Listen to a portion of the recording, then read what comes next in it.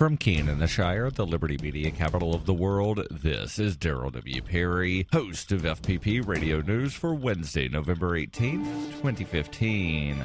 Silver is trading at $14.10 per ounce. Gold is valued at $1,069 per ounce. And according to BitcoinAverage.com, the average price of Bitcoin is $336. Antiwar.com reports pro-Saudi Yemeni President Abdurabu Mansour Hadi has once again returned to the southern city of Aden, his temporary capital, and his office says he intends to oversee the military offensive against Taiz following weeks of predicted victory in the area. Despite continued claims of progress in the Taiz offensive, the city and surrounding province remains disputed, and again, heavy fighting left 53 people killed, including 8 civilians, 25 pro-Hadi fighters, and 20 pro-Houthi fighters. Several airstrikes were reported on Tuesday. The Houthis were mostly killed in airstrikes, as were the civilians, while the Hadi fighters, dubbed mercenaries by pro-Houthi outlets, were killed in an ambush at one of their military camps by Houthi forces backed by the Yemeni military. The camp was apparently set as a trap with explosives planted around the area and tents abandoned. They quickly moved against the invading Hadi forces, detonating explosives and quickly routing them. Bitcoin Not Bombs is a launching pad for nonprofits and social entrepreneurs into the financial freedom of the Bitcoin economy. Bitcoin Not Bombs offers premium publicity campaigns designed to facilitate an organization's adoption of Bitcoin as a payment system and to fully capitalize on that decision in their fundraising efforts. To learn more, visit bitcoinnotbombs.com.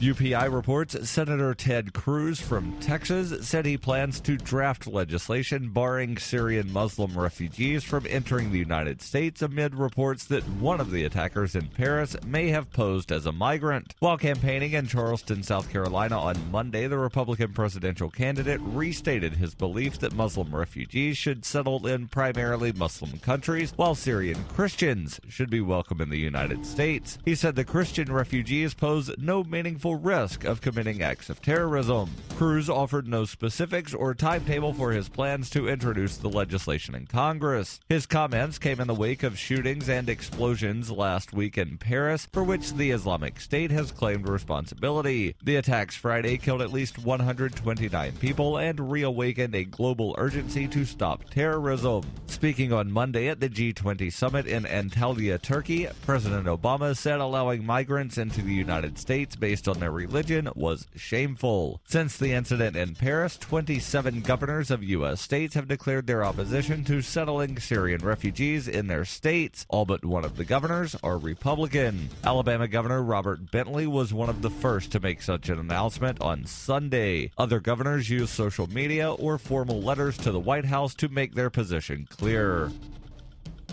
For nearly 40 years, Roberts & Roberts Brokerage has been a trusted source for buying and selling precious metals like gold and silver. They also take Bitcoin for precious metal purchases and have permanently removed the minimum purchase amount for all orders paid in the digital currency. Call Roberts & Roberts today for knowledgeable advice on buying and selling precious metals and a forward-thinking approach to new technologies. 800-874-9760 or visit online at rrbi.co.